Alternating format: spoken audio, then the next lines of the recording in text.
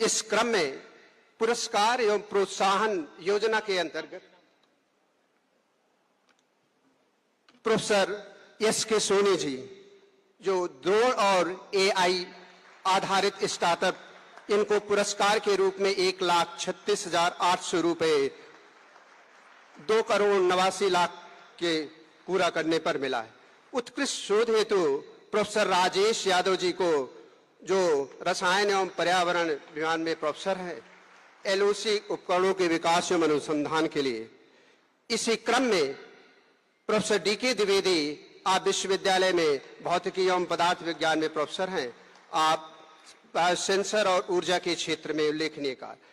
Doctor पूजा लोहिया, आप electronics and communication में assistant professor हैं, फाइबर और सेंसर पर आपका योगदान है। इसी क्रम में डॉक्टर विनय भूषण चौहान, आप सिविल इंजीनियरिंग में असिस्टेंट प्रोफेसर हैं, सुरंगों के ऊपर बने क्षेत्रों पर आपका अनुसंधान है। डॉक्टर देवेश कुमार जी, आप मैकेनिकल इंजीनियरिंग में असिस्टेंट प्रोफेसर हैं, थर्मल इंजीनियरिंग और बायोडीजल पर आपका काम है। अब मैं उत्कृष्ट शोध प्रकाशनों के लिए सम्मानित होने वाले शोधार्थियों को मंच पर आमंत्रित करता हूं। सर्वप्रथम सुश्री शेफाली मिश्रा जी, आप प्रोफेसर राजेश यादव जी की शोध छात्रा हैं। श्री आयुष कुमार जी मंच पर आकर सम्मान ग्रहण करें, आप विनय भूषण जी के स्टूडेंट हैं। सुश्री सुषमा स्वराज जी, आप विद्युत कण एवं अभियंत्रण में डॉक्टर धर्मेंद्र कुमार जी की छात्रा हैं। श्री अमित शर्मा जी से अनुरोध है कि सम्मान ग्रहण करें, आप डॉक्टर नवदीप जी के निर्देशन में लोड फ्रीक्वेंसी कंट्रोल पर काम कर रही हैं। सुश्री प्रज्ञा मिश्रा से अनुरोध करता हूं कि मंच पर सम्मान ग्रहण करें, आप भौतिकी के प्राध्यापक प्रोफेसर बी के पांडे के अंदर में सोलर सेल की दिशा में शोधरत हैं। इस अवसर पर विश्वविद्यालय में उत्कृष्ट सेवाओं के लिए 3 शिक्षकों, professor U C Jaiswal sir, professor Amit Kumar Varmal ji और डॉक्टर गगनदीप भारती जी को सम्मानित करने के लिए आमंत्रित करता हूं।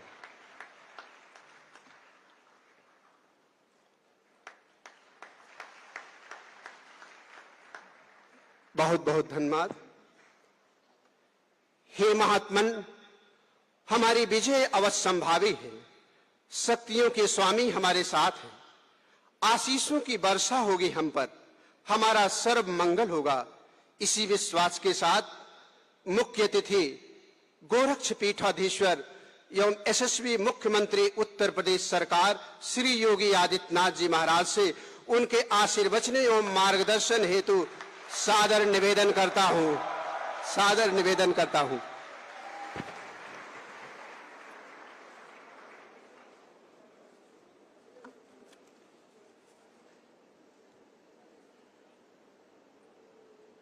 मदन मोहन मालवीय प्रौद्योगिकी विश्वविद्यालय के आज के इस समारोह में विश्वविद्यालय के कुलपति प्रोफेसर जयप्रकाश सैनी जी,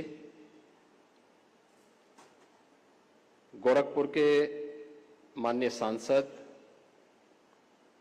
श्री रवि किशन शुक्ला जी, महापौर गोरखपुर डॉक्टर मंगलेश श्रीवास्तव जी, विश्वविद्यालय के कुल सचिव, विश्वविद्यालय के सभी हमारे फैकल्टी मेंबर्स, सभी माननीय जनप्रतिनिधिगण और विश्वविद्यालय के सभी छात्र छात्राएं, एक साथ विश्वविद्यालय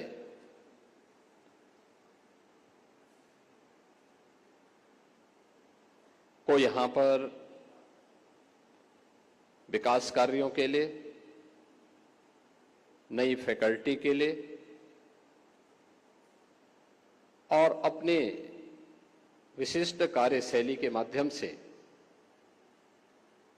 विश्वविद्यालय की रैंकिंग को बेहतर बनाने के लिए, योगदान देने के लिए आयोजित आज के इस कार्यक्रम के अवसर पर मैं पूरे विश्वविद्यालय परिवार को हृदय से बधाई देते हुए आप सबके प्रति मैं अपनी शुभकामनाएं देता हूं।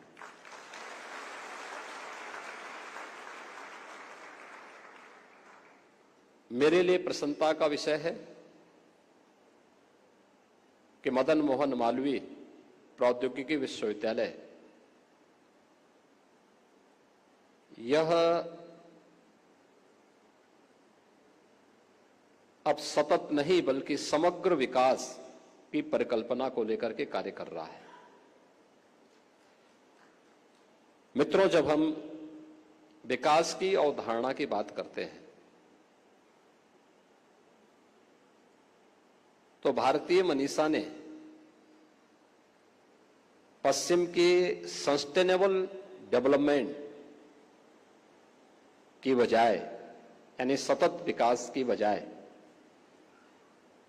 एक समग्र विकास की परिकल्पना को सामने रखा। हमने जीवन के एक पक्ष को लेकर के काम नहीं किया।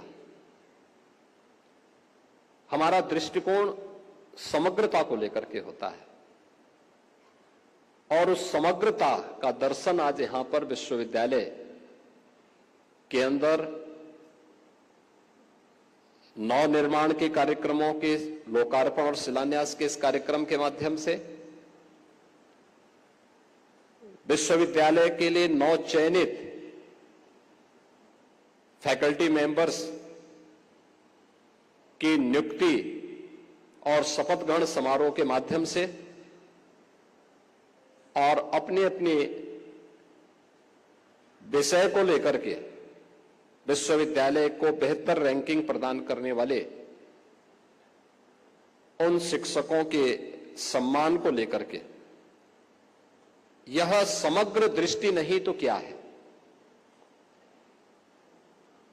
अगर हमारा पक्ष सतत का होता सस्टेनेबल होता तो हम किसी एक पक्ष को लेकर के काम करते, उसी पर फोकस करते, लेकिन नहीं, यह भारतीय दृष्टि है कि हम समग्रता पर विश्वास करते हुए आगे बढ़ेंगे और आज उसका दर्शन इस विश्वविद्यालय के अवसर पर हो रहा है। मैं नवनियुक्त 76 शिक्षकों को, जिन्हें अभी यहां पर विश्वविद्यालय के कुलपति ने शपथ ग्रहण करवाया है, विश्वविद्यालय परिवार में शामिल होने के लिए मैं उनका हृदय से अभिनंदन करता हूं और उन्हें इस बात को ध्यान में रखना होगा कि वे विश्वविद्यालय परिवार का हिस्सा बने हैं। चयन की एक कठिन परीक्षा को उत्तीर्ण करने के उपरांत उनका विश्वविद्यालय की सिलेक्शन बोर्ड ने उन्हें विश्वविद्यालय के अनुकूल पाया। अब उनका दायित्व होना चाहिए, जिस कार्य के लिए उनका चयन हुआ है वे उस कार्य में अपने आप को उन्हें साबित करना होगा। अभी आपने प्रवेश लिया है, लेकिन आपको अपने आप को साबित करना होगा कि चयन बोर्ड के द्वारा आपको चयन की प्रक्रिया के माध्यम से जो आपका सिलेक्शन हुआ है, यह सिलेक्शन उत्कृष्टतम सिलेक्शन था। विश्वविद्यालय के विकास की, समग्र विकास की इस प्रक्रिया का हिस्सा बनकर के जब आप कार्य करेंगे और अपने आप को साबित करने का जो अवसर जो बार बार आपको प्राप्त होगा, तो वही आपके लिए एक अवसर भी होगा। विश्वविद्यालय प्रोग्रेस करेगा तो आप भी उसके साथ सम्मान के पात्र बनेंगे। विश्वविद्यालय पे अगर कहीं कोई डेंट आएगा तो याद रखना, कोई व्यक्ति ये नहीं कह सकता कि मैं उससे बचा रह पाऊंगा।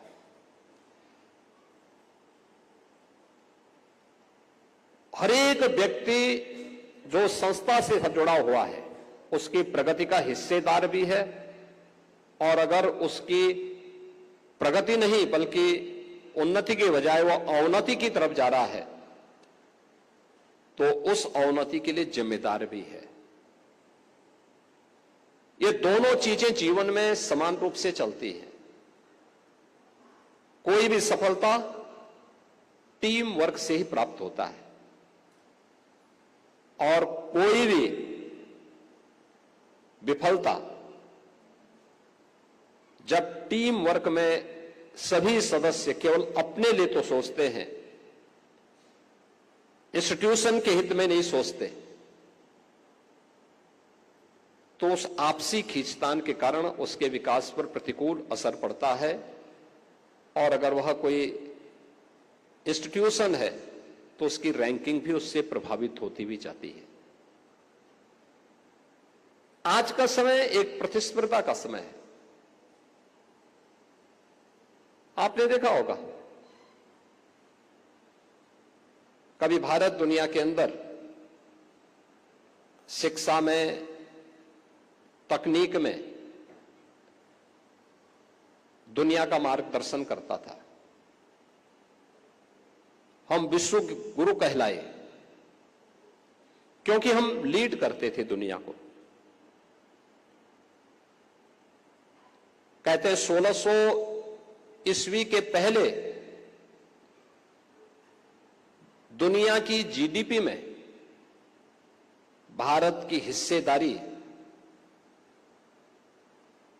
30% से अधिक थी।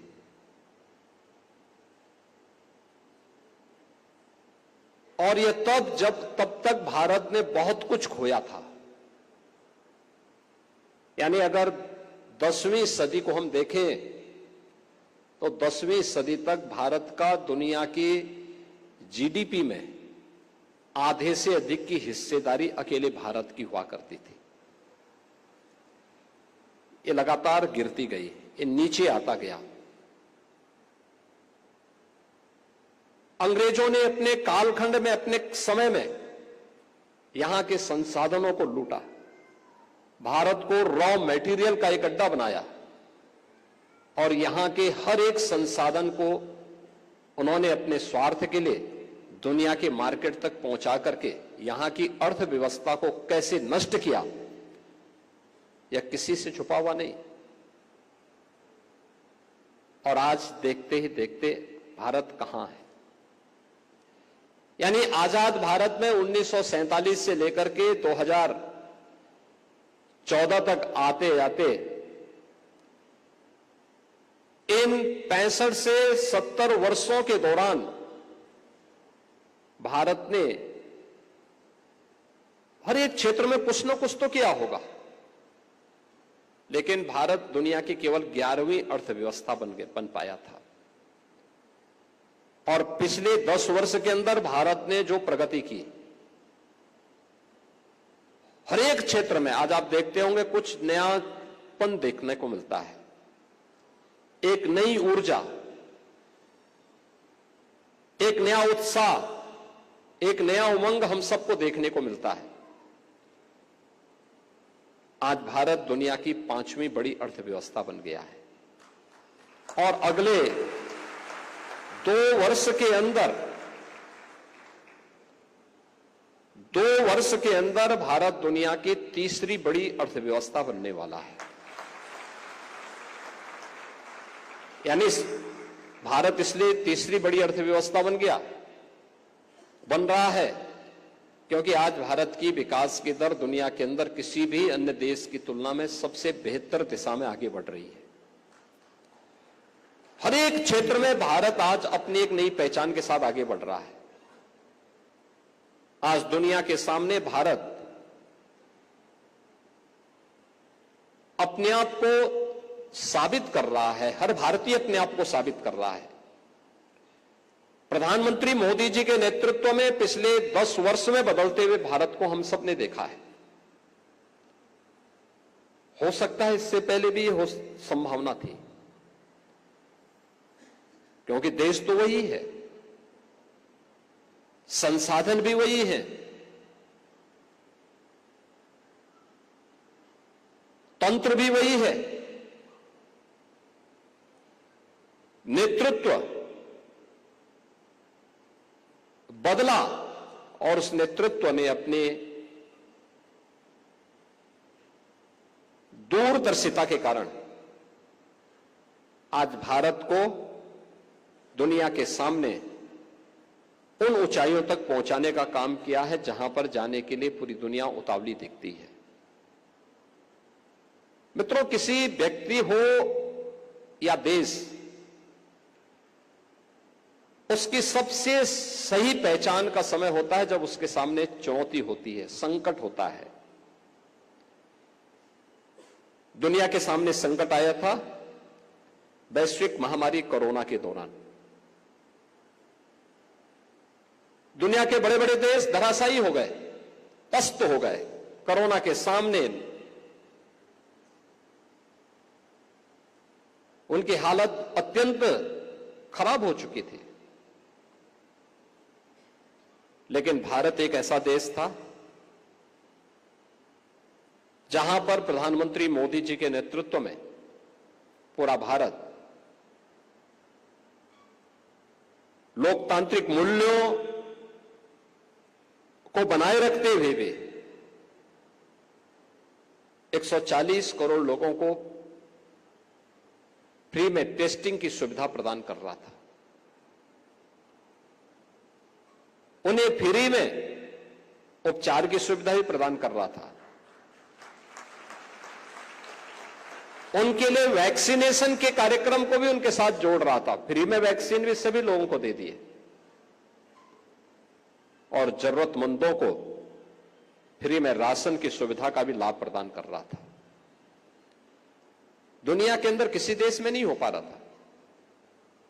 कहीं वैक्सीन नहीं था, कहीं टेस्टिंग किट नहीं थी, कहीं पर राशन के लिए लोग परेशान थे, कहीं उपचार की व्यवस्था नहीं थी। और दुनिया की बड़ी बड़ी ताकतें इस महामारी के सामने पस्त होती भी दिखाई दी। लेकिन भारत ने अपने आप को साबित किया। अवसर सबको मिलते हैं। याद रखना, जो कोरोना कालखंड में दुनिया के सामने अवसर थे, वे अवसर सबको मिलते हैं। बस जो धैर्य के साथ उन चुनौतियों का सामना करता है वह निखरता है, और जो उससे प्लान करता है वह बिखरता है। और यह व्यक्ति के जीवन में भी और राष्ट्र के जीवन में भी यही अक्सर सही बैठता है। हम इस विश्वविद्यालय के, आप इस विश्वविद्यालय के यहां पे फैकल्टी मेंबर्स भी हैं, यहां के छात्र छात्राएं भी हैं। शिक्षक हो या छात्र, सबकी अपने अपने क्षेत्र में अपनी जवाबदेही है। और हमारा प्रयास होना चाहिए कुछ नयापन करने की, लीक से हट करके कुछ नयापन करने की। और ये हर एक क्षेत्र में संभावनाएं हैं। अगर आपको एक विशिष्ट स्थान प्राप्त करना है तो आपके लिए वे अवसर मौजूद होंगे। समाज की आज की आवश्यकता क्या? आज पूरी दुनिया, आप सामान्य जीवन में भी इस बात को अनुभव करते होंगे। हम इस मदन मोहन मालवीय प्रौद्योगिकी विश्वविद्यालय के पार्ट बने हुए हैं। ये केवल एक विश्वविद्यालय नहीं है। विश्वविद्यालय अपने स्रोत से या फिर शासन के सहयोग से इसको संचालित कर रहा है। अगर यही निजी क्षेत्र में होता तो एक एक छात्र की फीस बहुत ज्यादा होती, बहुत ज्यादा होती। सामान्य छात्र उसको वहन करने में असमर्थ होता, चुनौती होती उसके सामने। लेकिन शासन ने उसको एक व्यवस्था के साथ जोड़ा कि हर एक छात्र को अवसर मिल सके, वह आगे बढ़ सके।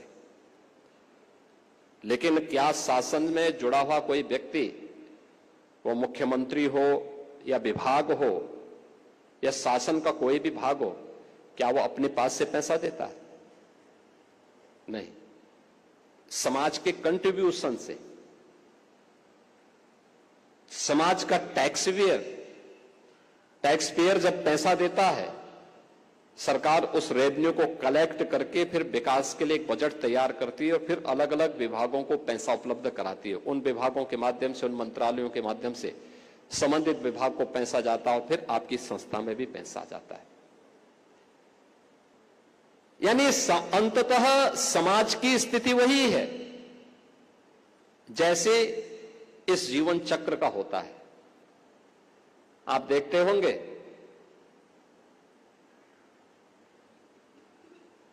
कि बरसात होती है, पानी बरसता है और पानी नदियों के माध्यम से फिर समुद्र में चला जाता है। समुद्र से वाष्प बनकर के कब और फिर बादल बना है किसी को दिखाई नहीं देता है, लेकिन फिर आवश्यकता के अनुरूप और समान रूप से सभी जगह बारिश करते हुए फिर उस चक्र को चलाता रहता है और उसी पर आधारित होती है शासन की व्यवस्था भी। टैक्सेशन सरकार का उसी पद्धति पर आधारित होता है। व्यक्ति से सीधे नहीं लिया जाता, कहीं जीएसटी के माध्यम से लेता है, कहीं पर वैट के माध्यम से सरकार लेती है, कहीं पर किसी अन्य उसके माध्यम से पैसा सरकार के पास जाता है। यानी अगर आप कहें तो इस पूरा जीवन चक्र एक दूसरे के साथ समन्वय और एक दूसरे के साथ सहयोग पर आधारित होता है। तो हमारी भी तो कोई जिम्मेदारी बनती है उनके प्रति। आप अपने आप को केवल एक कैंपस तक सीमित कैसे कर सकते हैं? आखिर उस समाज के प्रति भी तो हमारी कोई जिम्मेदारी होनी चाहिए और अपने देश के प्रति भी हमारी कोई जिम्मेदारी होनी चाहिए। एक टेक्निकल इंस्टीट्यूशन के नाते, एक टेक्निकल यूनिवर्सिटी के नाते भी आपकी जिम्मेदारी होती है कि हम सस्ती तकनीक कैसे उन लोगों तक पहुंचा सके। और ये हर एक क्षेत्र में हो सकता है। आज की चुनौती क्या है? पर्यावरण की एक चुनौती है। प्रत्येक व्यक्ति के पास उसका आवास बने, लेकिन आवास टिकाऊ तो हो लेकिन सस्ता भी हो।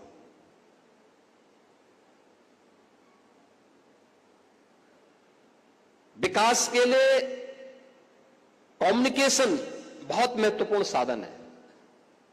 कैसे हम तकनीक ऐसा पैदा करें कि हर एक व्यक्ति को समाज के अंदर होने वाली प्रत्येक घटना की जानकारी समयबद्ध तरीके से लेकिन सामान्य वे के साथ मिले, अतिरिक्त उसको ऊर्जा न लगानी पड़े, उसको वह उपलब्ध हो सके। ऐसा कौन सी तकनीक अपनाई जा सकती है कि वह व्यक्ति अपने जीवन को बहुत सरलतापूर्ण, सहजतापूर्ण तरीके से अपनी न्यूनतम आवश्यकताओं की पूर्ति कर सके?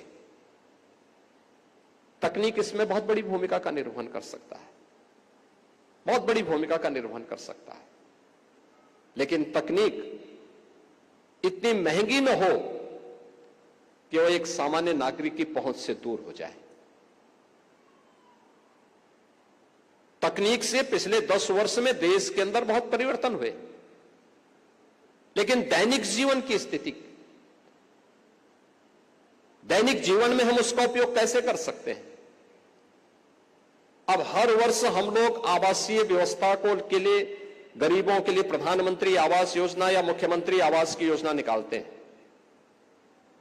सरकार का शेयर उसमें होता है। सरकार उसको ग्रामीण क्षेत्र में 1,20,000 रुपए देती है, नक्सल प्रभावित क्षेत्रों में 1,30,000 रुपए तक की राशि हम उसे प्रदान करते हैं। शौचालय के लिए अलग से 12,000 रुपए की राशि अतिरिक्त उपलब्ध करवाते हैं। नगरीय क्षेत्र में 2.5 लाख रुपए की एक राशि हम उस गरीब को उपलब्ध करवाते हैं। 1,20,000 या 1,30,000 रुपए में ग्रामीण क्षेत्र में और नगरीय क्षेत्र में 2.5 लाख रुपए में आवास बनाने के लिए क्या हम कोई ऐसी तकनीक अपने स्तर पर विकसित कर सकते हैं कि इस राशि के अंदर ही वह गरीब अपना मकान बना सके? क्या हम तकनीक को ऐसा डेवलप कर सकते हैं कि पर्यावरण के लिए जो चुनौती हमारे सामने है, ईंट का इस्तेमाल हम करते हैं। ईंट जो सबसे उर्वरा भूमि होती है, उसी से ईंट भी बनते हैं, उसी मिट्टी से ईंट बनते हैं। और ईंट के भट्टे जहां लगाए जाएंगे, उसके आसपास के क्षेत्र में आप देखते होंगे कि काफी बड़ी भूमि, काफी बड़ी लैंड ऐसी होती है जो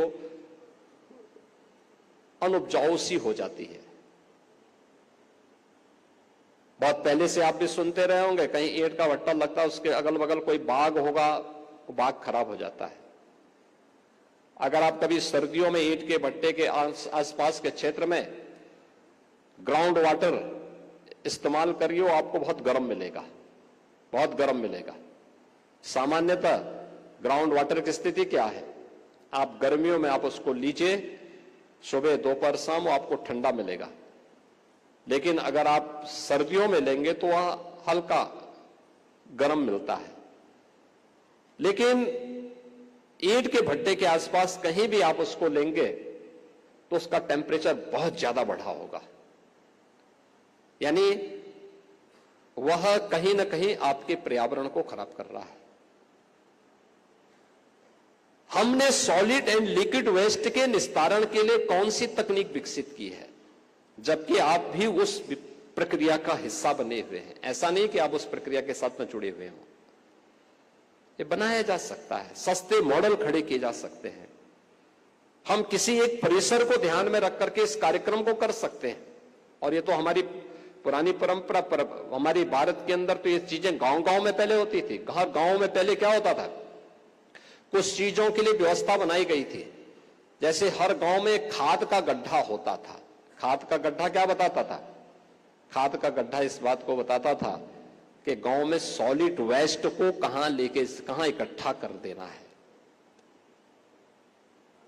सॉलिड वेस्ट का वो स्थान हो जाता था और वह साल भर का सॉलिड वेस्ट एक जगह इकट्ठा होता था और फिर वही कंपोस्ट बनता था। लोग उसको अपने खेत में फिर लेके जाते थे, फिर अगले साल के लिए उसको तैयार कर देते थे। सॉलिड वेस्ट का एक माध्यम था। धीरे धीरे करके उस पर कब्जे होते गए। आज न शहर में डंपिंग ग्राउंड बन गए, बड़े बड़े कूड़े के पहाड़ खड़े हो गए, जहां पर हम लोगों ने सॉलिड वेस्ट प्रबंधन के लिए कुछ कार्यक्रम प्रारंभ भी किए। हर एक अर्बन बॉडीज उसको वहन करने की स्थिति में नहीं होती, क्योंकि बहुत महंगे हो जाते हैं। या तो सरकार को उनके साथ एग्रीमेंट करना होता है कि अगर हमें हाइड्रो पावर 3.5 रुपए में मिल रही है, अगर हमें सोलर पावर 2.5 रुपए में मिल रही है, तो हमें उनके साथ 12-13 रुपए तक एग्रीमेंट करने होते हैं कि भाई ठीक पर यूनिट हम आपसे खरीदेंगे, कम से कम सॉलिड वेस्ट से लोगों को मुक्ति तो मिलेगी। क्या तकनीक को इतना सस्ता बनाया जा सकता है कि पर यूनिट बनने वाली बिजली उससे सस्ती पड़ सके और हम उस सिस्टम को व्यवहारिक धरातल पर उतारने में सफल हो सके? और ये चुनौती आपके सामने है, ये हमेशा चुनौती आपके सामने बनी रहेगी। सिविल के क्षेत्र में भी सस्ते आवास बनाने आपके सामने एक चुनौती होगी। कैसे हो सकता है? हमारे पास ईंट का विकल्प हम क्या दे सकते हैं? हम ऐसी कौन सी तकनीक अपनाएं कि जो मकान को बनाने में यानी 9 महीने से 1 वर्ष का समय एक छोटा सा मकान बनाने में, पीएम आवास योजना को बनाने में लगता है, क्या हम इसको 3 महीने के अंदर खड़ा कर सकते हैं? बन सकता है। तकनीक का उपयोग करते हुए अंदर की दीवारों का भी विकल्प दिया जा सकता है। हमें थोड़े प्रयास करने होंगे और मुझे लगता है कि इस पर शोध करने का केंद्र बिंदु, चाहे ये हो, चाहे वो हाई राइज बिल्डिंग हो, इन सभी के लिए हमें अपने संस्थानों में इस पे कार्य करने की आवश्यकता है। हर व्यक्ति को अपना आवास चाहिए, हर व्यक्ति को उसका रहन सहन अच्छा हो सके, ईज ऑफ लिविंग के लक्ष्य को हम प्राप्त कर सके। और यह तभी हो सकता है जब हम लोग सस्ती तकनीक उन्हें उपलब्ध कराने में अपना योगदान दे सकें। विश्वविद्यालय और तकनीकी संस्थानों की जिम्मेदारी बनती है। दूसरा, मॉडर्न टेक्नोलॉजी के साथ भी हम लोगों को जोड़ें, लेकिन याद रखें कि तकनीक हमारे द्वारा संचालित हो, हम तकनीक के द्वारा संचालित न हो। क्योंकि तकनीक का जब तक हम इस्तेमाल कर रहे हैं तब तक वह लोक कल्याण का माध्यम बनेगी और बनेगी। तकनीक ने जीवन में बहुत परिवर्तन लाए, लोगों के जीवन को बहुत आसान बनाया है। आज हम उत्तर प्रदेश में 15 करोड़ लोगों को फ्री में राशन की सुविधा उपलब्ध करवाते हैं और उन 15 करोड़ लोगों को राशन की सुविधा मिल रही कि नहीं मिल रही है, हमने फाइंड सेल मशीन के माध्यम से एक एक को हम ऑब्जर्व कर सकते हैं। इससे पहले ये चीजें नहीं थी। 2017 के पहले जब मैंने एक दिन में सभी 80,000 फेयर प्राइस 100 पे छापे मरवाए थे, आप आश्चर्य करेंगे कि मुझे 30 लाख फेक राशन कार्ड मिले थे। 30 लाख, यानी उन 30 लाख परिवारों के नाम पर राशन निकलता था लेकिन उन गरीबों तक नहीं पहुंच पाता था। और आज मैं कह सकता हूं कि 15 करोड़ लोगों को, हर एक परिवार को जितनी उनकी यूनिट होगी उन सभी यूनिट को आज राशन की सुविधा का लाभ उत्तर प्रदेश में प्राप्त हो रहा है, फाइंड सेल मशीन के माध्यम से, ई पॉस मशीन के माध्यम से। आखिर तकनीक से संभव हो पाया। हम लोग आज उत्तर प्रदेश में 1 करोड़ 6 लाख वृद्धजनों को, निराश्रित महिलाओं को और दिव्यांग जनों को 12,000 रुपए वार्षिक पेंशन की सुविधा दे रहे हैं। पैसा हर तीसरे महीने उनके अकाउंट में सीधे चली जाती है। जब मैनुअली था 300 रुपए उन्हें पेंशन मिलती थी, एक महीने की 300 रुपया, हमने उसको बढ़ा करके 1,000 रुपया किया और 300 रुपये पेंशन मिलती थी, 6 महीने में एक बार मिलती थी।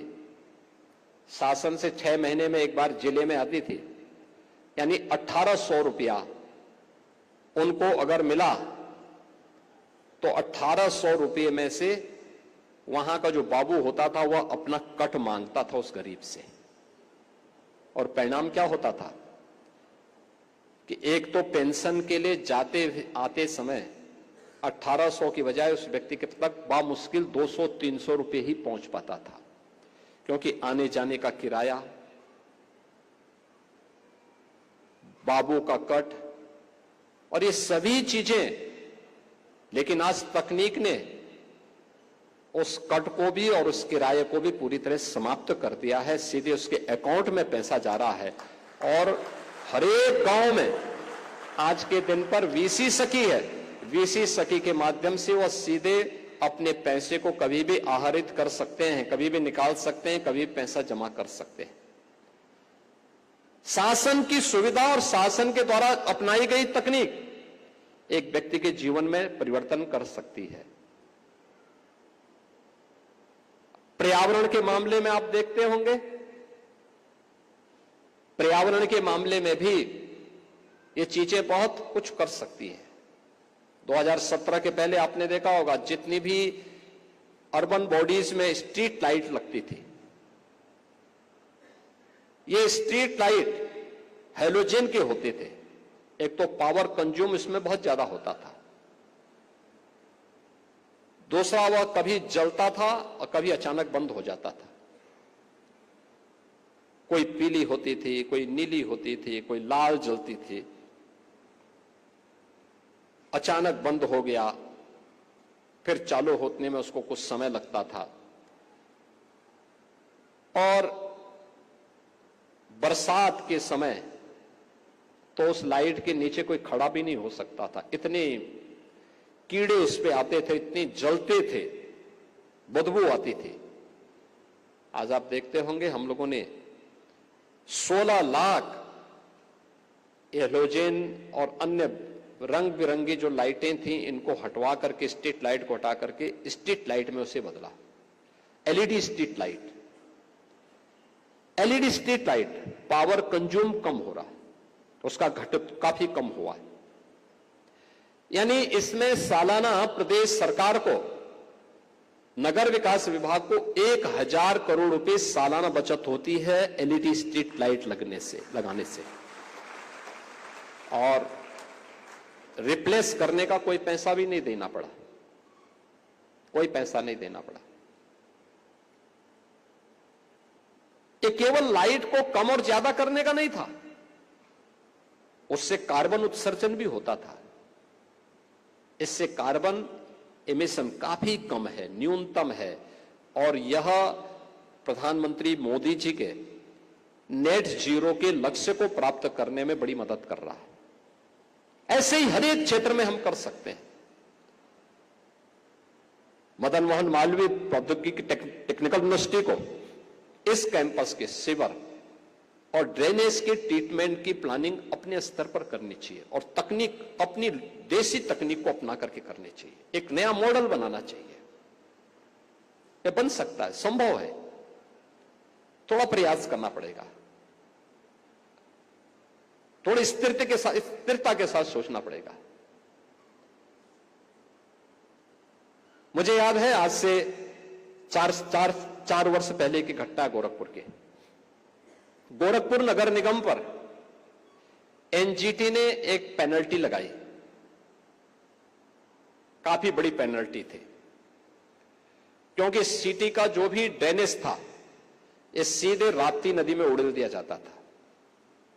एक सज्जन ने कंप्लेंट की एनजीटी में, एनजीटी ने उसकी जांच करवाई और सही पाया, और काफी भारी पेनल्टी गोरखपुर नगर निगम पे लग गई।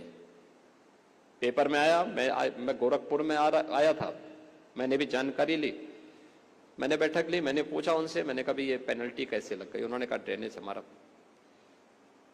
और जैसे होता है, पेनल्टी से बचने के लिए उन्होंने 110 करोड़ रुपए का एक एसटीपी का एक ट्रीटमेंट प्लांट स्थापित करने के लिए शासन के पास अपना प्रस्ताव भेज दिया। तो मैंने उनसे कहा, मैंने कहा भी एसटीपी की बजाय आप देसी पद्धति अपनाइए, आपके पास लैंड है और उस पद्धति को अपनाएंगे, सस्ता भी पड़ेगा और आपके लिए एक लंबे समय तक ये काम भी कर पाएगा।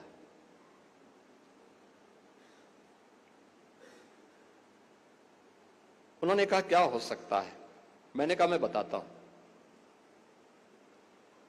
एक काम करिए, जहां पे आपका ये ड्रेनेज गिर रहा है उसके आसपास एक पॉन्ड बनाइए और उस पॉन्ड से 2 ड्रेन निकालिए।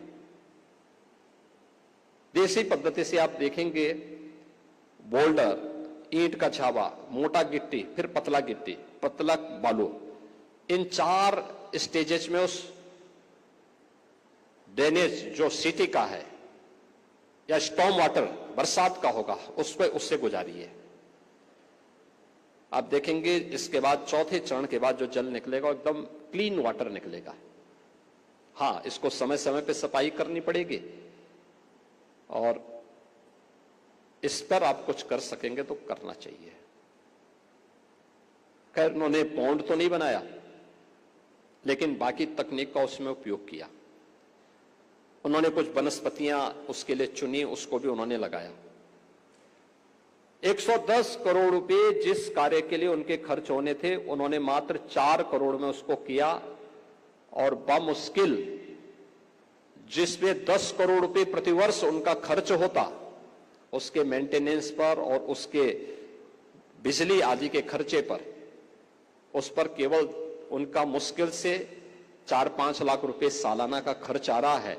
और आज वह मॉडल अभी 1 से 4 जनवरी के बीच गोरखपुर के म्युनिसिपल कॉर्पोरेशन के कमिश्नर को उसका पहले प्रेजेंटेशन करने के लिए नीति आयोग ने दिल्ली में और फिर जर्मनी में उस मॉडल का इन्होंने प्रेजेंटेशन वहां पर भी किया है। उन लोगों ने भी स्वीकार किया कि हां, हमें इस पद्धति पर, याद रखना जर्मनी दुनिया के अंदर वह देश है जो तकनीक के मामले में दुनिया में अपनी एक अलग पहचान रखता है, और तकनीक में जितनी आक्रामकता जर्मनी के पास है किसी के पास नहीं है। लेकिन आज वह भी इस बात को मानता कि हमें इन पद्धतियों की तरफ जाना पड़ेगा और इन पद्धतियों की शरण में जाकर के ही हम अस्थायी रूप से परमानेंट उन समस्याओं का सॉल्यूशन दे सकते हैं जो हमारे सामने है। ऐसे ही इस कैंपस में, अलग अलग कैंपस के अंदर हमें इस व्यवस्था को देना पड़ेगा। कैसे हम इन समस्याओं का समाधान का रास्ता निकाल सकते हैं। और आज ये और भी आसान इसलिए हमारे लिए है जब हम एआई का इस्तेमाल कर रहे हैं। रोबोटिक का इस्तेमाल कैसे हो सकता है कि सीवर की सफाई के लिए कहीं पे किसी व्यक्ति को उसमें उतर करके न जाना पड़े, बल्कि हम तकनीक का उपयोग करते, रोबोटिक का इस्तेमाल करते हुए उस ड्रेनेज को भी और सीवर को भी सफाई करने में उसका इस्तेमाल कर सके, लेकिन वो सस्ती हो। हर एक व्यक्ति उस महंगे खर्चे को उठाने की सामर्थ्य नहीं रख सकता। हर एक म्युनिसिपल कॉर्पोरेशन या हर एक अर्बन बॉडी इसको नहीं उठा सकती। कैसे हो सकता है, कैसे हम उसको कर सकते हैं। आज दुनिया कहां पहुंच चुकी है। क्या मदन मोहन मालवीय प्रौद्योगिकी विश्वविद्यालय भारत के उन प्रतिस्पर्धा के क्षेत्र में अपने आप को आगे करेगा? क्वांटम कंप्यूटिंग के लिए नए सेंटर स्थापित करने, नए हब को स्थापित करने की एक नई प्रतिस्पर्धा प्रारंभ हुई है। हमें उस दिशा में आगे बढ़ना चाहिए। शुरुआत छोटे से होती है, एक साथ नहीं होगी, बहुत बड़े पैमाने पे नहीं हो सकती, और उत्तर प्रदेश में संभव है। याद रखना, भारत का पहला कंप्यूटर आईआईटी कानपुर में आया था, और क्वांटम कंप्यूटिंग के क्षेत्र में भी एक हब के रूप में अपने आप को स्थापित करने के लिए, भारत को स्थापित करने के लिए हमारे तकनीकी संस्थानों में एक नई स्वस्थ प्रतिस्पर्धा प्रारंभ होनी चाहिए। और स्वस्थ प्रतिस्पर्धा के लिए अभी से हम प्रयास करेंगे तो हमें रास्ते निकले, अनेक रास्ते मिलेंगे। हम हमेशा समाधान पर ध्यान दें, समस्या पर नहीं। समस्या कोई चुनौती नहीं होती, समस्या हमारे जीवन की चुनौती नहीं हो सकती।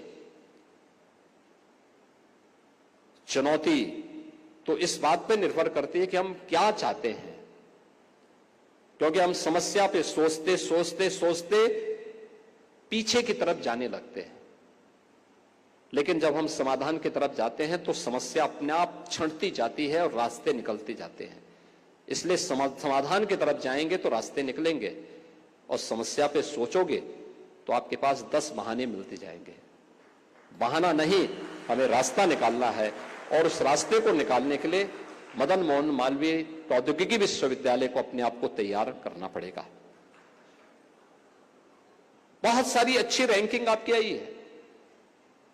मैं देख रहा था विश्वविद्यालय की रैंकिंग को भी, अलग अलग क्षेत्र में विश्वविद्यालय ने बहुत अच्छी रैंकिंग के साथ अपने कार्य को आगे बढ़ाया है। एनआईआरएफ की रैंकिंग में जो विश्वविद्यालय में 3 श्रेणियों में स्थान प्राप्त किया है, जिसमें इंजीनियरिंग श्रेणी में 84वीं, विश्वविद्यालय की श्रेणी में 94वीं और राज्य विश्वविद्यालय के श्रेणी में 40वीं रैंक विश्वविद्यालय ने स्थापित की है। क्या हम लोग इंजीनियरिंग की श्रेणी में, आपने भी टॉप 100 में आप हैं अगले बार के टारगेट के लिए, क्या टॉप 50 में आप अपना स्थान बना सकते हैं?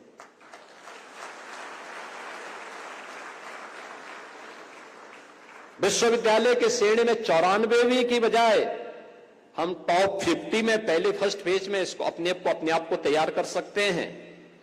और राज्य विश्वविद्यालयों में भी जो आपने 40वीं रैंक प्राप्ति की है, क्या हम राज्य के विश्वविद्यालयों में टॉप 10 के अंदर अपने स्थान को बनाए रखने में आगे बढ़ सकते हैं? एक चुनौती होगी, लेकिन हमें देखना होगा। और क्यूएस रैंकिंग में अभी तो साउथ एशिया और एशिया में ही हमारी रैंकिंग, हमें भी काफी हमें काम करना होगा। साउथ एशिया में हमारी 292वीं और एशिया में 901वीं रैंकिंग है। हमारा प्रयास होना चाहिए, अगर हम देश के अंदर अच्छे टेक्निकल इंस्टीट्यूशन के रूप में अपना स्थान बना लेते हैं, राज्य के अंदर टॉप 10 यूनिवर्सिटीज में अपना स्थान बना लेते हैं, मेरा मानना है कि अपने आप ही एशिया के टॉप 100 में हमारा स्थान आएगा। तब हमारा स्थान 901वीं नहीं होगी, टॉप 100 में हम शामिल होंगे। टॉप 100 में हम शामिल हो गए तो हम ग्लोबल रैंकिंग में अपने आप को एक नए भविष्य की तरफ आगे बढ़ते हुए हमारे सामने एक मार्ग प्रशस्त होगा। अलग अलग क्षेत्र में विश्वविद्यालय ने एक नई प्रतिस्पर्धा को आगे बढ़ाया है, लेकिन चुनौती हमारे सामने लगातार बनी हुई है। और मुझे विश्वास है कि जो आज की मॉडर्न टेक्नोलॉजी है, इन सब को लेते हुए इसका एक सरल तरीके से कैसे हम प्रस्तुत कर सकते हैं, इस दिशा में विश्वविद्यालय कार्य करेगा। मुझे प्रसन्नता है कि आज यहां पे 8 करोड़ रुपए की लागत से सावित्रीबाई फुले महिला छात्रावास का लोकार्पण हुआ है। एक यहां पर नए भवन जो मैकेनिकल इंजीनियरिंग का है, उनका 4 नई सीएनजी बसेस यहां पर संचालित हुई हैं। आईटीआरएसी जो विभाग का भवन है, उसका विस्तार हुआ है। और एक यहां पे नेचुरल गैस पाइपलाइन की भी का कार्य यहां पे पूरा हुआ है। और एक विद्युत सब स्टेशन के कार्य का भी यहां पे संपन्न हुआ है। ऐसे ही यहां पे एक पुरुष छात्रावास के लिए 528 छात्रों के लिए एक छात्रावास के लिए उसका शिलान्यास का कार्यक्रम, विश्वेश्वरैया भवन, टैगोर भवन, रमन भवन और सुभाष भवन के जो छात्रावास हैं, इनके नवीनीकरण के कार्य का भी यहां पे आज कार्य का शिलान्यास हुआ है। यूनिवर्सिटी की अपनी एग्जामिनेशन अनुभाग के भवन के निर्माण कार्य का शिलान्यास भी हुआ है। और मल्टीपर्पज हॉल के नवीनीकरण के कार्य का भी यहां पे आज शिलान्यास का कार्य संपन्न हुआ है। बाकी कुछ अन्य आंतरिक परिसर के विकास से संबंधित योजनाओं का भी शिलान्यास का कार्यक्रम यहां पे संपन्न हुआ है। मुझे पूरा विश्वास है कि समग्र विकास की इस दिशा में मदन मोहन मालवीय टेक्निकल यूनिवर्सिटी लगातार कार्य करके अपनी पहचान को आगे बढ़ाएगा। और मैं तो बार बार इस बात को मानता हूं कि हमारे इंस्टीट्यूशन को उस क्षेत्र विशेष में जहां पर वह स्थित है, वहां के नॉलेज और टेक्निकल पार्टनर के रूप में कार्य करने के लिए अपने आप को तैयार करना होगा। केंद्र हो या राज्य सरकार, अगर उसको तकनीकी सहयोग की आवश्यकता है तो टेक्निकल पार्टनर के रूप में मदन मोहन मालवीय टेक्निकल यूनिवर्सिटी को हमेशा अपने आप को आक्रामक तरीके से आगे आकर के उसके लिए तैयार करना होगा कि हां, हम करेंगे, हम इस दिशा में पूरा सहयोग करने को तैयार हैं।